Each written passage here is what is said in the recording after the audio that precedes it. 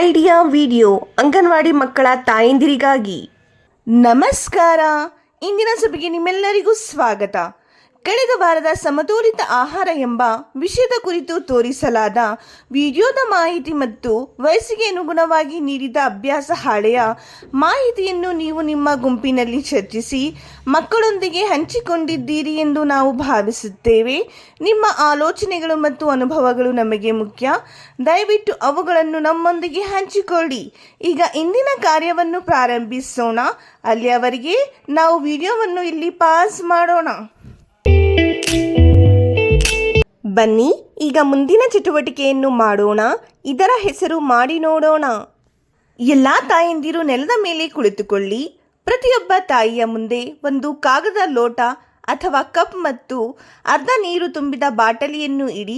Leader ತಾಯಿ 1, 2, 3 ಎಂದು ಹೇಳಿದಾಗ ಎಲ್ಲ ತಾಯಂದಿರು ತಮ್ಮ ಬಾಟಲಿಯನ್ನು ನೆಲದ ಮೇಲೆ ನೇರವಾಗಿ ನಿಂತುಕೊಳ್ಳುವಂತೆ ಎಸೆಯಬೇಕು.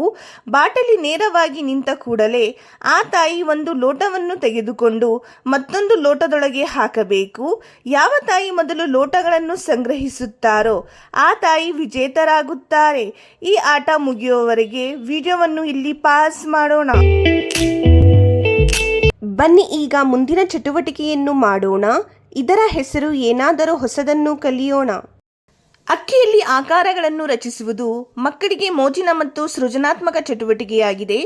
ಇದು ಅವರ ಕಲ್ಪನೆ ಮತ್ತು ಸಣ್ಣ ಸ್ನಾಯು ಕೌಶಲ್ಯಗಳನ್ನು ಅಭಿವೃದ್ಧಿಪಡಿಸುತ್ತದೆ. ಬನ್ನಿ ಇದನ್ನು ಮಕ್ಕಳೊಂದಿಗೆ ಹೇಗೆ ಮಾಡಬಹುದು ಎಂದು ನೋಡೋಣ.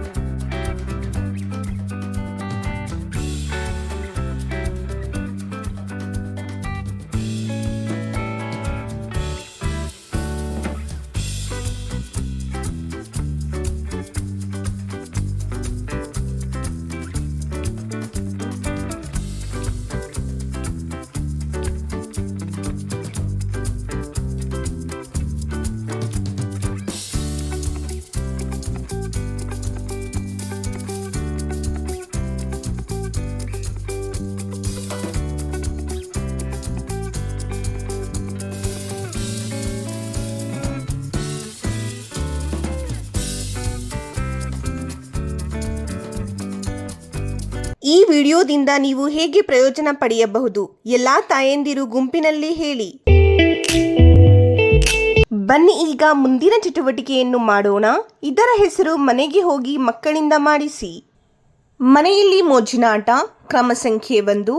ಮನೆಯಲ್ಲಿ ಲಭ್ಯವಿರುವ ವಿವಿಧ ವಸ್ತುಗಳನ್ನು ಸಂಗ್ರಹಿಸಿ ಮಗುವಿನ ಕಣ್ಣಿಗೆ ಬಟ್ಟೆ ಕಟ್ಟಿ ಸ್ಪರ್ಶಿಸುವ ಮೂಲಕ ವಸ್ತುಗಳನ್ನು ಗುರುತಿಸಲು ಹೇಳಿ. ಕ್ರಮ ಸಂಖ್ಯೆ 2. ಕುಟುಂಬದ ಚಿತ್ರದ ಜೊತೆಗೆ ಒಂದು ಸಾಕು ಪ್ರಾಣಿಯ ಚಿತ್ರವನ್ನು ಬಿಡಿಸಲು ಮಗುವಿಗೆ ಹೇಳಿ. ಕೊಟ್ಟಿರುವ ಅಭ್ಯಾಸ ಹಾಳೆಯಲ್ಲಿ ಮಕ್ಕಳ ವಯಸ್ಸಿಗೆ ಅನುಗುಣವಾಗಿ ಚಟುವಟಿಕೆಗಳನ್ನು ನೀಡಲಾಗಿದೆ. ಈ ಚಟುವಟಿಕೆಗಳನ್ನು ಅರ್ಥ ಮಾಡಿಕೊಂಡು ಮಕ್ಕಳಿಗೆ ಮಾಡಿಸಿ. ಕೊಟ್ಟಿರುವ ಚಟುವಟಿಕೆ ಮತ್ತು ಅಭ್ಯಾಸ ಹಾಳೆಯನ್ನು ಮಾಡುವುದರಲ್ಲಿ ಮಗುವಿಗೆ ಸಂತೋಷವಾಗಿದೆ ಎಂದು ನಾವು ಭಾವಿಸುತ್ತೇವೆ. ದಯವಿಟ್ಟು ಈ ಅನುಭವವನ್ನು ನಮ್ಮೊಂದಿಗೆ ಹಂಚಿಕೊಳ್ಳಿ. ಇಂದಿನ ಚಟುವಟಿಕೆಗಳು ಇಲ್ಲಿಗೆ ಮುಕ್ತಾಯವಾಯಿತು. ಇಂಥ ಇನ್ನಷ್ಟು ಹೊಸ ಮಾಹಿತಿ ಮತ್ತು ಚಟುವಟಿಕೆಗಳೊಂದಿಗೆ ಮುಂದಿನ ವಾರ ನಿಮ್ಮನ್ನು ಭೇಟಿ ಮಾಡುತ್ತೇವೆ. ಅಲ್ಲಿಯವರೆಗೆ ನಿಮ್ಮ ಮತ್ತು ನಿಮ್ಮ ಮಕ್ಕಳ ಆರೋಗ್ಯದ ಬಗ್ಗೆ ನೋಡಿಕೊಳ್ಳಿ. ಧನ್ಯವಾದಗಳು.